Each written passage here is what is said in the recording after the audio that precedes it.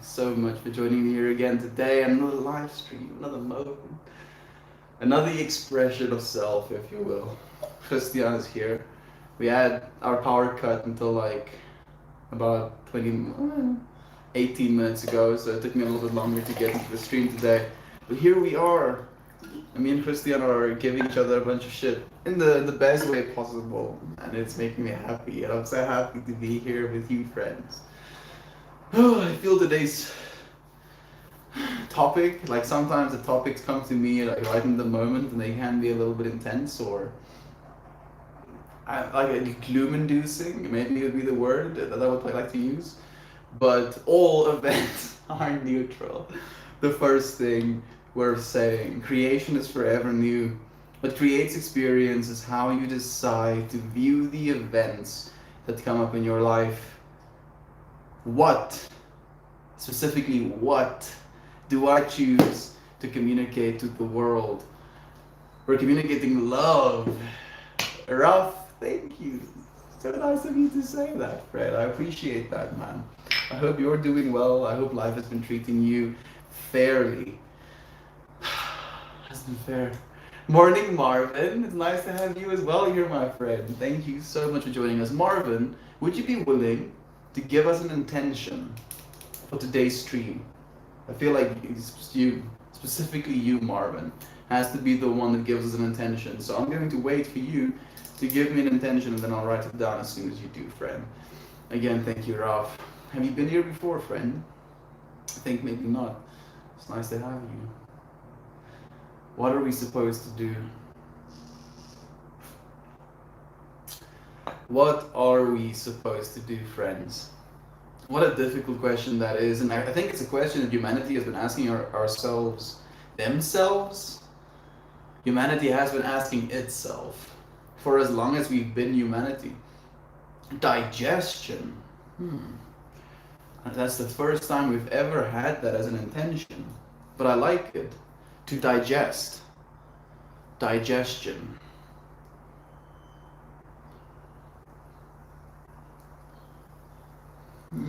Marvin.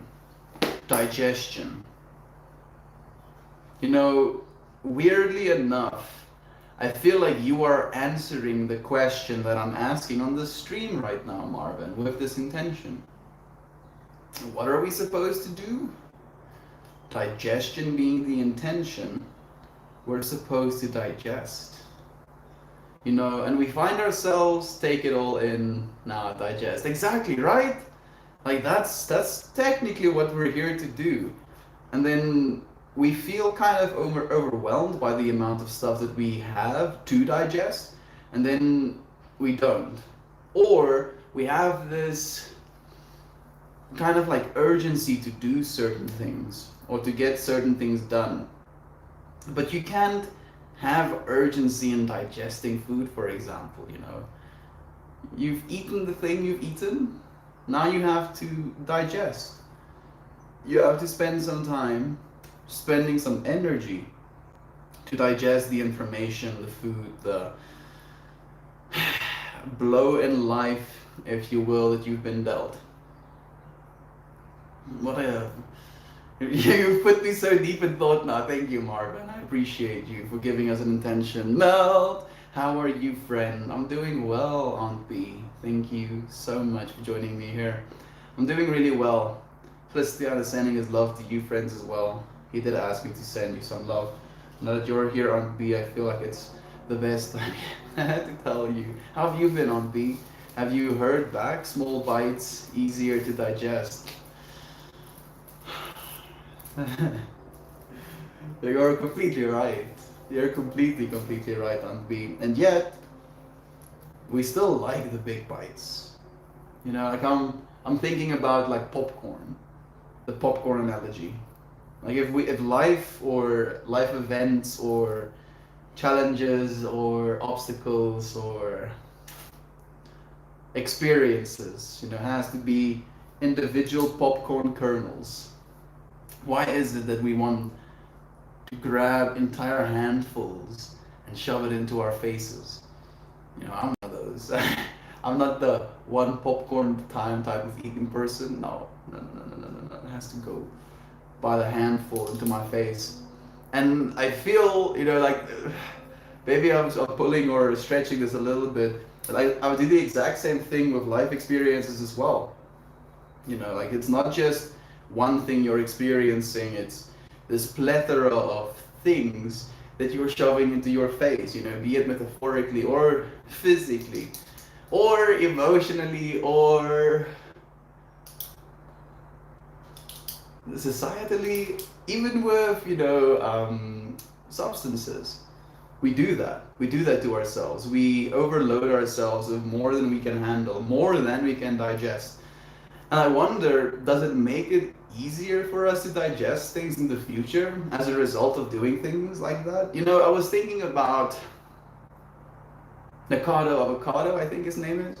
He's a YouTuber who basically completely pivoted towards making mukbang content. So he has an entire table full of food in front of him, and then he tries to eat all of it, in the video. And that's basically the format that he follows. And I'm just trying to imagine myself. I'm not thinking of doing something like that. I'm just trying to imagine myself in the position where I have so much food in front of me, and how it would be impossible, like actually physically impossible for me to eat that much in my current state. And yet, because he's been doing this, he's been pushing himself in that way, it's become, I want to say, easier for him to digest all of that food, but technically his body is just storing it as fat. So, I mean that's technically digested as well. And now I'm curious. Now I'm so curious. Is there an obesity of experience? Does that make any sense? Can it be? Digestion and moderation.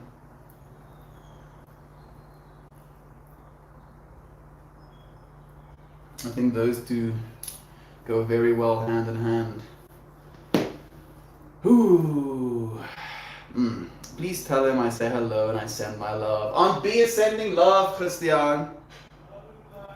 He's sending love and light back to you, Aunt B. And then he coughs. Cease!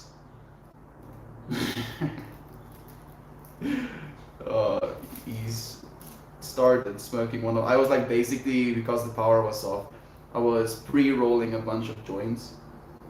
I wanted to give them to a friend for his birthday this coming weekend. And like Christian was like, I'm gonna smoke one of these joints, and I was like, okay. And then he went into a coughing fit, and I'm like, yeah, that's what I thought. After a hectic run around, I was finally sentenced 88 hours of community service, so I'm very grateful. Like on beat, I'm going to trip out a little bit about the synchronicity of it being 88, and I'm gonna be like, oh, that's neat. Because otherwise I'm gonna get angry. 88 hours.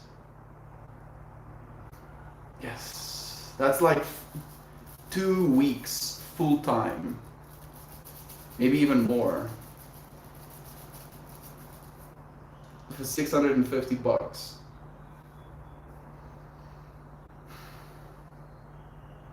I'm grateful as well. On B, I'm grateful as well for you. I'm so happy that it actually turned out that way and it wasn't something worse. I hope that this is the last of it. Maybe you can be the cool granny that can tell the story of, back in my day, people were so fucking stupid. You kids have it good, hopefully, on B. I hope so. His gallbladder is going to shut down. His gallbladder is going to shut down? Who is he? Who is he on B? Like, I feel I'm so confused. One of the comments maybe not come through.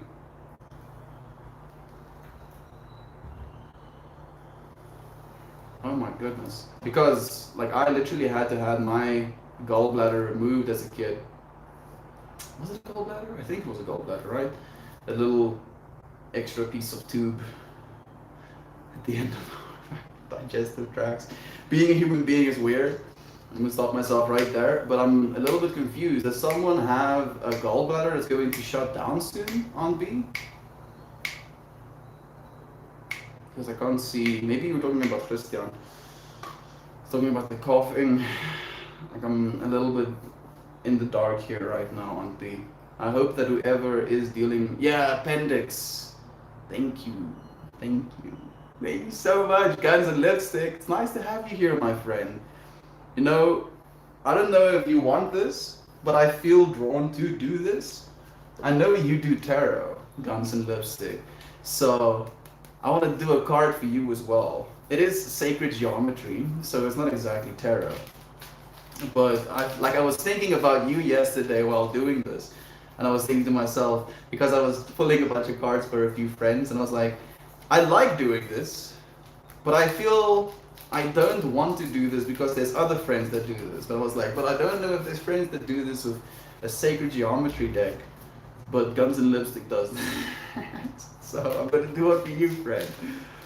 Oh, okay. I think that should be enough shuffling.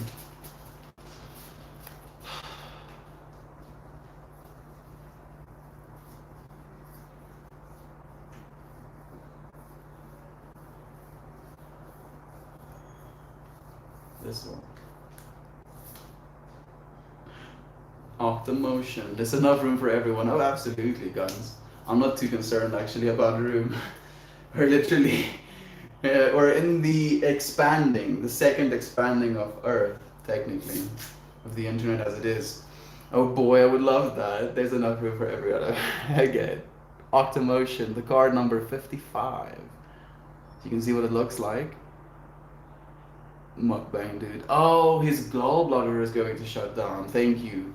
Thank you so much, Aunt B. I missed that one. It was completely my fault. I appreciate you, like, educating me, correcting me, maybe would be the right word to say. But let me read for you what this card means, Guns and Lipstick. Flow and flexibility are the core words of this card. Octopuses are known for their ability to swim with fluidity and to conceal themselves as they crawl across the reef. If you are fortunate enough to see one, it is likely they are doing the dance of octomotion, demonstrating graceful, flexible movement. They can pull their arms into tightly coiled spirals or stretch them beyond what seems possible. The mantle can take on the spiky appearance of seaweed or the bumpy texture of coral. The octopus is the eight-legged master of motion and flexibility. Octagonal geometry inlaid into this card enhances the power of 8 and speaks of resonance and periodic renewal. This card asks you to examine how ideas and events are moving toward the subject of your inquiry. Are you in resonance with the flow? Are you engaging the situation with optimism, suppleness, and flexibility?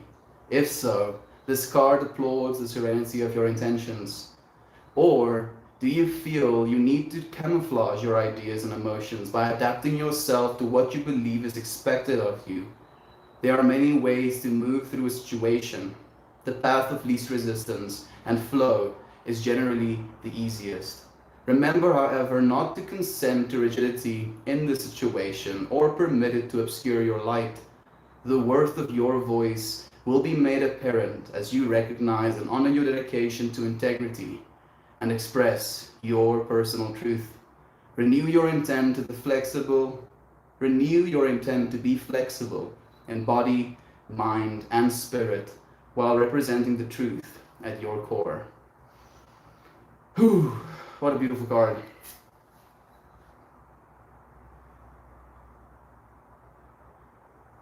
Octomotion. Like, we already live amongst the aliens, friends. Technically, we are the aliens. We're synthesizing an entire reality out of, what, a few senses right now? And I'm like, yeah, this is coherent. I understand what's going on. No, we don't. Oh, neat! Octomotion, right? We were just talking about this card yesterday, Shovad. And as soon as I pulled it, I was thinking about you. And I'm so happy that you're here with me to actually experience this. The Octomotion card. Man, Like, I feel like that card is very much a call out to me as well. I don't feel I have to camouflage my ideas, but I do sometimes have problems with rigidity in my ideas, or at least in what I want to believe. That would be the card I jumped in. Of course, of course, of course. But this is just the way that it tends to be, you know. Like, we just get tripped up all the time. Hey, Lane is here as well. He says, hey, working on a music theory assignment, but I'm here and I'm listening. And I appreciate you for joining us in this space, Lane. Like, dude, I fucking love you, man. Thank you, dude. Like, genuinely, just thank you. I appreciate you more than I can say. Amen. Thank you. I needed that. Thank you, Guns and Lipsticks, for listening of an open heart. You know, these cards, every single time I pull one of these, they have very relevant information towards or relating to what I'm going through at that point. And I feel like it can create this sense of, yes, this is hard for me to talk about, like, sense of illusion, you know, maybe self-created illusion. Like, you can get invested into it to the point where it would no longer be healthy, in my personal opinion. But the way that I read these things, again, is in the same way that I ask you friends to listen to me, is listen with the intent to live into the felt fact of your immediate experience. So as I'm reading those cards, I live into the felt fact of my immediate experience. The card and the message that the card brings is secondary to my felt fact and the immediate experience that I derive from that information. And it's in realizing that, you know, where I apply the value. If I apply value onto the cards and I deify them, and I'm like, oh, these cards are magic. They tell me all of the things that I need to know. Then I believe it's a illusionary way of seeing things. But in realizing you are magic, and you just happen to ask in a time, you know, happen to be in a space, happen to shuffle in a way to create the circumstance in which you get the message you get. You are the one that's magic, right? You understand? Literally, you are the one that's magic. You're creating all of this, you know, and in that, I believe that that's what we're supposed to do as well. We're supposed to realize that not only are we here to create slash experience an experience, but we're also here to bring even more into this experience. You know, you can contract away from, hold onto, limit yourself in your expression of, or you can give back towards. You know, you can be a giver of that light instead trying to take all of it for yourself. And it's easier said than done. Not only is it easier said than done in that way, but it's the first part is the difficult part. It's the realization that we, each and every single one of us as individual, are magic. You know, we have this ability, we have this power, if you will, to bring good experiences into this world, just as we have this power to bring bad experiences in this world. People don't think of themselves as powerful. They don't think of themselves as anything else, anything more than just this little, you know, meat body that they find themselves in. Volunteer work and community service are pretty much my life purpose, so I see this as an opportunity. Ooh, I love hearing that on Beam. I feel that way as well, and the more that I thought about it, you know, I was like rationalizing, I was trying to find like a dollar per hour value for your time, and I was like, no, no, no, no, no, no, no, no. I was like, oh, but this is an alternative. And the fact that you're willing to say that you feel this is an opportunity makes me even happier on P. To digestion and moderation. That's why we're smoking this joint today. Digestion, moderation, and what will we be drinking towards or for? Only water, of course, but maybe perspective. Yeah. Moderation allows you to stop yourself. Perspective allows you to know when. Yeah, yeah.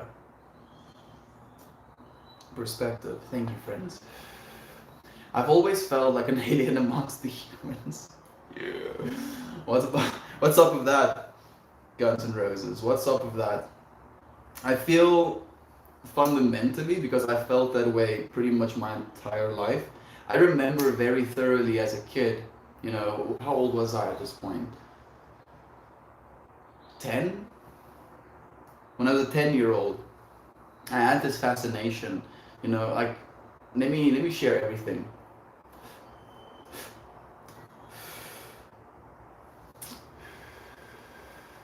When I was a 10-year-old, like I was basically in the deepest part of my isolation from the rest of my friend groups or peers, if you will. I kind of believed myself to be fundamentally incompatible with them just because of the things we chose to talk about. And because of this, I kind of poured myself into books. You know, I would just read a bunch of information. So much weird information, especially, you know, like, I don't know why, but for some reason I got into psychology really early as well. And then I like kind of felt in myself this kind of oddness as to the things I was feeling, the things I was thinking, the similarities I was seeing within the writing or the stuff I was reading, and then the similarities that I was seeing within my immediate environment. And I felt like I was too aware of what was going on. And then I started imagining, and this was literally as I was 10 years old. Like I thoroughly remember this imagination kind of accumulating, or whatever you want to call it, when I asked to go to the bathroom. And my teacher told me it's fine. And the bathroom is like pretty far away. Not that far away, maybe like, a, you, yeah, maybe like 500 meters walk. Maybe like 600 meters of the walk. So like, I had like a while to myself, you know, to think, look out in the air. And I remember like hearing planes or a helicopter going over my head, and I just imagined myself being abducted, you know, by these aliens. And I'm being abducted because I know things at the age that I knew things that I wasn't supposed to know yet. And it was this combination of my 10-year-old self feeling superior to everyone else around me and my immediate peers. And then at the same time, this anxiety that I'll be taken away because of this feeling that I had. And it was fundamentally this way of my brain formulating rather some sort of level of separation, formulating some sort of understanding as to how I am so different towards everyone else, and I am, you know, not compatible with them, if you will. I tune in, I hear alien abduction. What's happening? I'm telling a story. I'm telling a story. I heard it, vibes over here. What's today? So I'm telling a story about 10-year-old self wanting to be slash being scared of getting like alien abducted. Like the wanted to be came from this feeling of superiority, you know, and it's something that I had to spend a lot of time coming over and realizing that it was a falsehood that I was telling myself. Because I believed that if I got abducted by aliens, then shit would be easier. You know, then I would have people to talk to. Then I would have people that valued me for the things that I wanted to say or the ideas that I was having. And in that way, I was like, oh, please abduct me, aliens, please take me. And then at the same time, I was like, oh, what if I get taken because they want to take me out of the equation because I'm not compatible? I'm not supposed to be here, was the feeling I had as well. And it was weird. It was so weird. So I don't know Guns N' Roses. You know, like, why do we start so early sometimes? Why do we start later? I've had other people call me alien as well. You know, I think that's where it was kind of a tipping point for me. People are like, why are you so weird? And I'm like, am I weird? Oh no, what have I been doing wrong? Oh, just never been mandatory before. I hear you. Octopuses have always freaked me out though.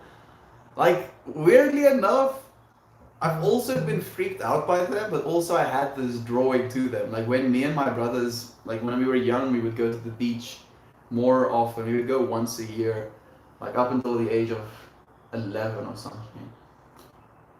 Then we stopped going so frequently, but I was about 11 or 12, and when we go to the beach, every single time when we found ourselves having some free time, we'd go to like the rock, like the, what do you call those exactly? Like basically these protruding rocks from the side of the beach, and they had these little, puddles in them and stuff like that. You're like, oh, this is what it is, Mel. Thank you, I appreciate it. Anyway, and like that was like the hot spot for finding octopuses. So I would like dive in there, kind of try look underneath the rocks, try and find myself an octopus. And I remember so thoroughly finding one year and it like wrecking me. It didn't bite me, but its suckers literally left these little rings on my skin after trying to remove it. It's such an interesting creature. And like holding it in your hands is even more surreal. You can definitely feel this back and forth looking as well. Like an octopus recognizes you as another being. And when you don't instantly try and kill it, it kind of questions that. It's like, why? Why aren't you eating me? It does that. Like there's this feeling of that. And then like it's kind of like I held it onto myself, or I was carrying it around for so long that the suckers kind of got, I don't know, what's the word? I really don't know. Attached maybe would be the right word. And then upon removing it, I paid the piper. But it was a wonderful experience, Guns N' Roses. No, Guns N' Roses, Guns N' Lipstick. Maybe I recommend just trying to hold one. Hope you're taking care. Yep, you were just pulling the information out of your subconscious. There we go. You know, Guns. On B, I'm slightly sick, but I'm doing all right. I've complained about not having time and not life. And now life is giving me time. If I'm sick, I'm not at work. I'm happy that life is listening, dude. Sometimes life listens in ways that we don't anticipate, but it does nonetheless. That's true, Ralph. That is true, friend. It's one of the fascinating parts of human biology. Thank you for the love when it rains. It's so nice of you. Thank you for joining us. How are you doing, my friend? Digestion, moderation, and perspective.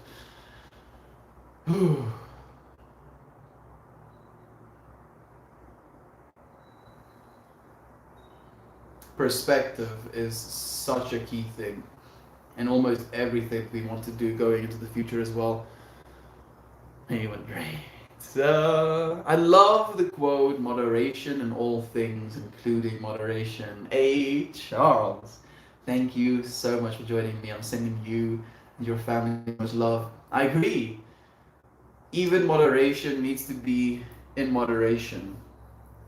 Because if you only do things moderately, that would be immoderate of you. Yeah, human wording. It does make sense though. Like I am kind of a subscriber, if you will, to living in the middle way, as it is conceptualized. To live with abundance, but not in excess.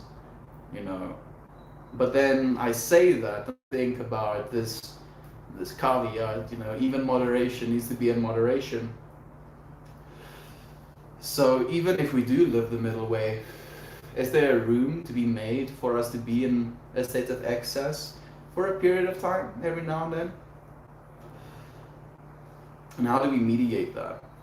How do we find that level of moderation to excess for each individual? Is it going to be percentage based? Are we going to need different levels of excess per person to, we have a word in Afrikaans, handhaaf, maintain / get it done, and the same word, handhaaf.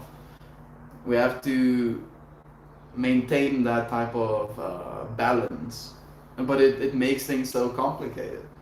It makes things exponentially more complicated. So what happens instead is that we kind of adjust our level of excess with our levels of financial income.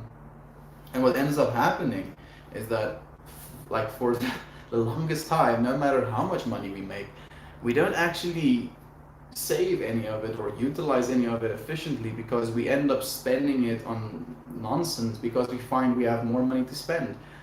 I think we can't really be in that middle part all of the time, but the best that can be done is to minimize vibration around the middle. I agree. I agree completely. And I feel, weirdly enough, the dolphins is one of those things. Goodness, right, Melita? Like, oh goodness, that stuff teaches you moderation in a way that you cannot learn it here on this plane of existence, because you realize what moderation actually means. And I feel that is something very immoderate, like that is what that's like the definition of excess when it comes to that state of mind. If I'm making any sense right now, at least I'm making sense to myself. Like, it's a lot, and it's a lot in a very short period of time, and then you're like, oh goodness, thank you, moderate reality. Like, that's kind of the intention slash feeling you have sometimes afterwards. Dolphins be like, everything is enough as it already is. Yes, everything is. Just everything is. There's no lack, there is no excess. It just kind of is. It's when we want to do more from a certain thing, like it depends as well. Man, like I feel like these cognitive dissonance is just like ripping me apart. I'm like, bro, what up, shift am I? I'm gonna continue instead. Good one. I'm coming to the conclusion that I am a high functioning autistic. Ooh, what a trip. Guns and lipstick. As am I, friend. As am I. It makes me angry, sad, but a little bit relieved. I do want to be a professional. I do want to be professionally diagnosed so I can move on with more support and knowledge. I felt the same as a kid though. Yeah, I had the same thing, and as soon as I realized, I got the diagnoses, if you will, of high functioning autistic, things made sense. I was like, oh, fuck, oh, okay. Like the fights. Like, after my parents realized that I was high functioning autistic, I kind of saw them feel bad about all of the things they put me through, because I'm so fucking anal, of certain things. Like, things need to be done this way, and then someone does it this way, and I'm like, bro, no, this way, and I'm like, oh, like this, no, no, damn it, and then I lose my shit sometimes. I lose my shit internally these days, because I've created this entire mental space where I can run around, be a monkey in a cage, jump into a pool, and it melts me, and I melt a part of it. Whatever calms my nerves in the moment. But I had to, at least, I don't think I had to. Yeah, actually, I had to learn how to do that, or learn how to not be so clinical, so my way or the highway about things. And upon realizing that it's something that could actually fundamentally be wrong with me, that's the reason I am in the way that I am. I was like, oh, I understand. Things make a lot more sense now. And it gave me this sense of relief. It really did. It also helped me now be a little bit more aware in the moment when I'm reacting in certain ways, and I'm like, this behavior isn't socially acceptable, or this behavior isn't bringing light into the experience or the environment or the situation. And I ask myself, why is this the reaction that I'm defaulting to? And then upon asking myself that question, I now have an extra means of, oh, this is just neurotic, slightly autistic behavior. And then upon that realization, I'm like, okay, okay, I see, and it helps. I felt the same. Jovan on the YouTube, yes, she is, as is Melita as well, and maybe Lane right now, I'm not sure. So glad to hear your stress can now return to normal after your sentencing. Man, sentencing sounds crazy. Agreed, deep shit. It can be rough. It can be, my friend. Thank you for joining us. Yeah, so many things. Experiences from childhood and today makes so much more sense. It does, right? You're like, you realize why people thought you were. Like, not only did you realize why people thought you were socially awkward, but you see yourself being socially awkward. You're like, oh. And I still feel socially awkward. I had to do and still am actively doing extensive work into like fixing myself. It feels like I'm learning how to be human sometimes. Can be a little bit tiring, but I wouldn't have it any other way. This is why we are here, in the conditions we are in. Bodies, lives, situations, we are all responsible for all of it. Discord notifications aren't working lately, so I stumble upon the stream on here easier. Yeah, unfortunately, they have been a little bit wanky. I actually think a friend sent a message on the Discord asking where I am, but I think she deleted the message after realizing it's just Discord being spicy. But oh well. Spice or not, we still show up. Hey, hello, my long lost long buddy. Not lost. Never lost, Uncle Becky. Maybe, if anything, wondering. But not all those who wander are lost, Uncle Becky. You know this. You know this. I love you, my brother. It's so nice to have you here again. I everywhere. Ooh. I am. Oh goodness, Lane. I just got what you were doing. I am everywhere. Yes, you are, Lane. Oh goodness. I want to say this, but it makes me sound like an insane person. After my very first dolphin experience, I looked over to one of my friends and I stared him directly in his eyes and I told him, every molecule that you're made up of made me up at some point. And he looked at me and he was like, okay, bro. Okay. And it's the same thing for you, Lane. You are everywhere. Really, genuinely, dude. And we have Bub joining us again. Hey, dude. How are you doing, Bub? It's been a while, man. How's life been treating you? How have you been? Do share with us. Thank you for sharing yourself with us. Have a good one, going to catch a workout. Have a good one as well, Guns and Lipstick. I hope it treats you well.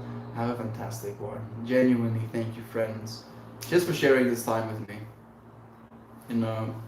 Like if anything, the conversations we get to have here is going to stay somewhere in our subconscious, right? We're adding more and more layers of conversational prowess, conversational integrity, curiosity to our subconscious. And then when we have a conversation with anyone going into the future, we have all of this underlying subconscious information already dormant, already been practiced, the patterns have already been fired, and then we're in that situation and it just comes back. I've had that experience so many times, where you kind of meet someone for the first time, or you're expected to do something, or you have to say something specific, and you're like, oh, what am I going to say, what am I going to say? And you get into that space, and then it all opens up. You know exactly where you are, what you're supposed to be doing, what you're supposed to be saying, and then you realize that it's always like that. You just don't trust yourself. Why don't we trust ourselves? Maybe that's what we're supposed to do. We're supposed to trust ourselves.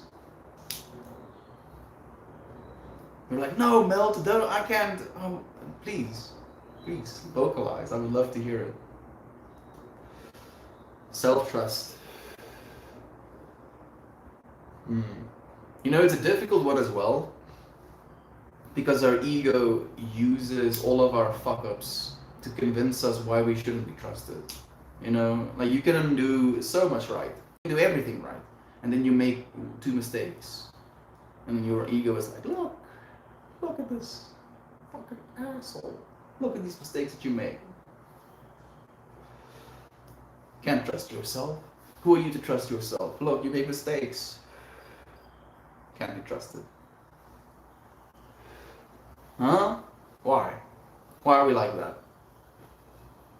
Do we believe in our own mortality as a limitation? Maybe that's what it is.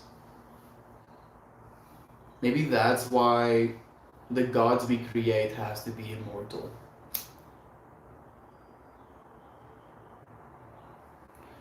We consider mortality as a weakness.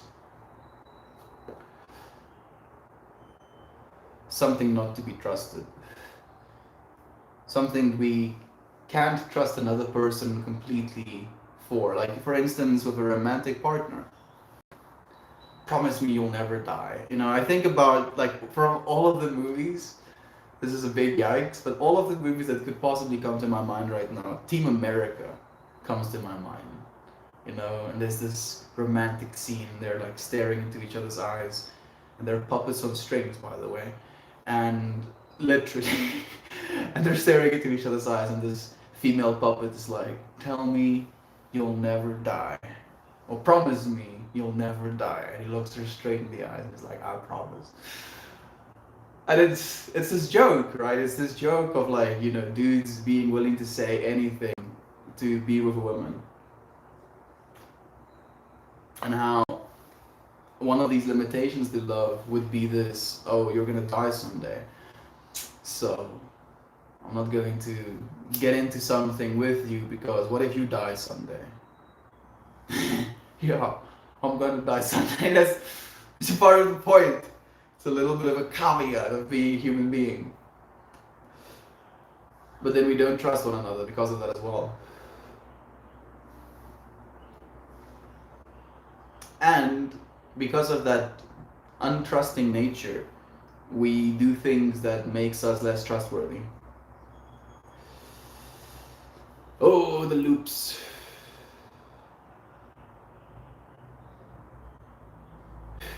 So many loops. Goodness, humanity has been stuck doing the same things in different ways so long. You know, Marcus Aurelius had this cool quote. He said, be it, even if you, it goes something like, if you could look at 1,000-year intervals, you would see the exact same things you would see in a 40-year interval. Because people do the same things over and over again. You know, and I'm imagining, I'm just like thinking, like, to you friends who haven't read some of Marcus Aurelius's work, like the work that he wrote is literally 1,800 to 2,000 years old, like in that ballpark. And the stuff that he writes about and talks about and the advice he gives for just general human experience and enjoyment of life / perspective on how things are or ought to be, it's so relevant. It's scarily relevant. Because you're looking at the words of someone that wrote these things and lived thousands of years ago, you know, 1,800 years ago. And it's bonkers. It's literally bonkers because not only was he living, you know, thousands of years ago, but this dude was one of the most powerful beings on planet Earth. He was literally one of the most powerful people to have ever lived. And he was dealing with the same shit we deal with. The exact same stuff. Like, to the T. Dealing with the same stuff. You know, and we've been dealing for so long with this stuff, and yet it's not dealt. We're not finished. And I'm curious, are we looping ourselves on purpose? Do we like it? Maybe. Maybe we do. World police. Spiral dynamics. There is nothing new under the sun. Yeah, within infinity, literally, there's nothing new. It's just ceaseless creation. which sounds like there has to be new things, but it's just ceaseless. So there is no new within it because it's ever present. Goodness, dude! Like, how's my brain not supposed to be melting when I think about stuff like this? Like, I don't know if there's any use to it either. You know, am I just running in circles? Maybe. Maybe I'll get good, real good running in this circle, and I'll be like, okay, now I'm gonna go and write a story or a book about this circle that I've been running in from the perspective of an observer of myself running in the circle. Is this tomato? Maybe. I miss you too, Uncle Becky. I've been waiting and hoping for that phone call, man. It's just been awkward of the hours we have right now because essentially Christian comes back home when I start streaming. That's like basically his home time, if you will. And then I finish up the stream, and then me and Christian spend time together. And then the morning hours I'm kind of free, but my morning hours is your late night hours. And then I have more than enough time to spend some time with your friends, but then you're sleeping. And then by the time you're awake and you have time to spend, I'm spending time with Christian. And I feel bad, as the first word comes to mind, for not being able to spend time with your friends as much as I want to. But I also feel the significant well of importance with spending time with Christian the way I am right now. Just because I know that we won't be able to have this for that long. Never mind for that long with the amount of time I still have left here.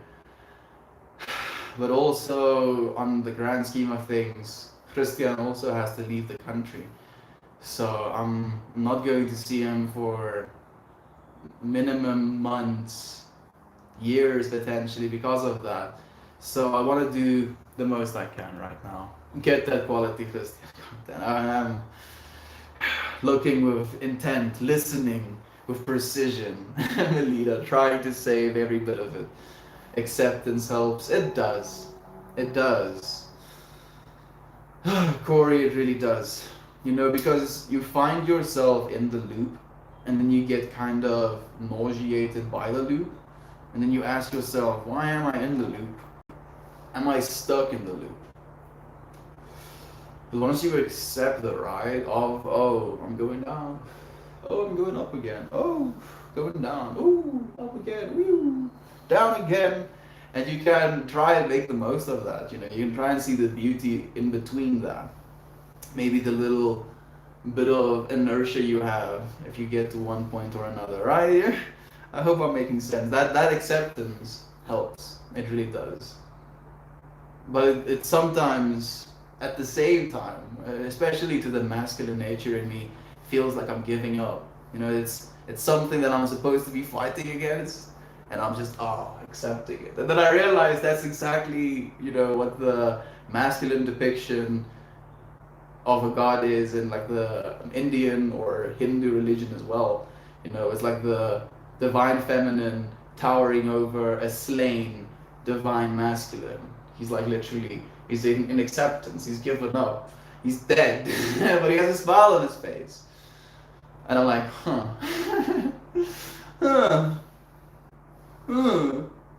loops again, dude. So many loops. How have you been? We need to have a chat soon. I have to leave for work in a few minutes. Uncle Becky, I've been well, friend. I've been well, I've been aware, I've been present, and I've been very grateful. Like, as much as I can be. I just have been busy in the later hours. Not so much the earlier ones, but very good, Uncle Becky. How about you, friend? How have you been? Uncle Becky was just telling me last night that he hasn't talked to you in weeks. Time to catch up, but absolutely no worries, friend. I'm here. I'm here, dude. Here we are having a conversation. Like, I want to have you on the podcast at some point again. Maybe when I go back home, or I would love to be on your podcast as well, Uncle Becky. Like, maybe if I wake up a little bit earlier in my like super early morning hours, if I wake up like 5 a.m., then we can have like a chat in your late night hours. Hey, try Astoria. Thank you for joining me, my friend. It's so nice to have you. Dan is joining us as well. Says, hey, Mel fam. I've been missing streams, but job applicants and the work. Glad to get here at the end of the stream. Glad to have you. Just for you, Toast. I always called you Toasty, Dan. Moopsie the Poopsie. Poopsie the Moopsie.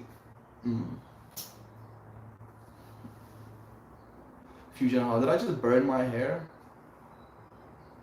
A little bit of it. I smelled it before I knew. I was like, what the fuck is that smell? I was like, oh. Oh, thank you, Dad. Ooh, for sharing that puff with me, dude. I love you, friends. I appreciate you sharing this space with me and this time with me. I'll see you all again tomorrow. Goodbye, everyone. Goodbye.